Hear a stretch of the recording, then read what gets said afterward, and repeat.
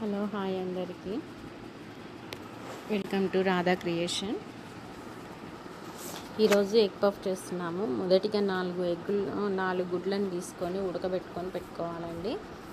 కాస్త మైదా పిండి తీసుకొని దాంట్లో ఉప్పు, కొంచెం నీళ్ళు పోసి మనం చపాతీ పిండిలాగా ముద్దగా చేసుకొని ఒక 5-10 నిమిషాలు అట్లా నానబెట్టుకోవాలి. అట్లే తర్వాత ఒక బాండి తీసుకొని దాంట్లో ఆయిల్, జీలకర్ర, ఆవాలు వేసి అది కొంచెం వేగాక ఆనియన్స్, ఉల్లిపాయలు 3 తీసుకున్నానండి, పచ్చిమిరపకాయలు, కొంచెం కరివేపాకు, కొత్తిమీర అన్నీ కట్ చేసుకొని పెట్టుకున్నాను.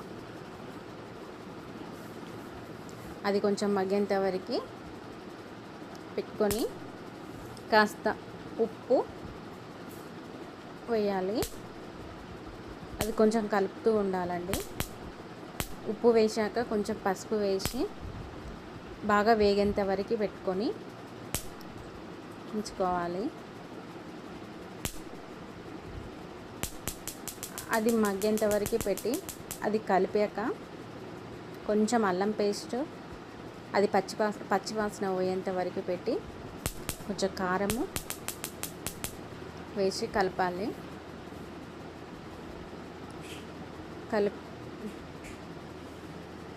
తర్వాత ఎగ్స్ తీసుకోవాలండి. ఎగ్స్ తీసుకొని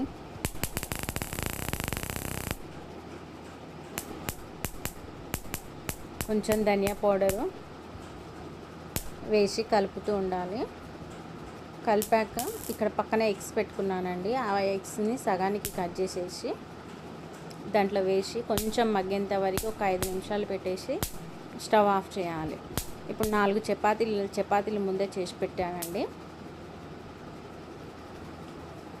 అటు ఇటు హాఫ్ కట్ చేసేసి పెట్టుకొని దాంట్లో కొంచెం ఎగ్గు, కొంచెం మసాలా పెట్టి ఫస్ట్ చేశాను కానీ అది సరిగ్గా చేయలేదని మళ్ళీ వెనక్కి వెళ్ళి మళ్ళీ సెట్ చేశానండి. సేమ్ ఇట్లా పెట్టి మళ్ళీ మడత పెట్టాలి.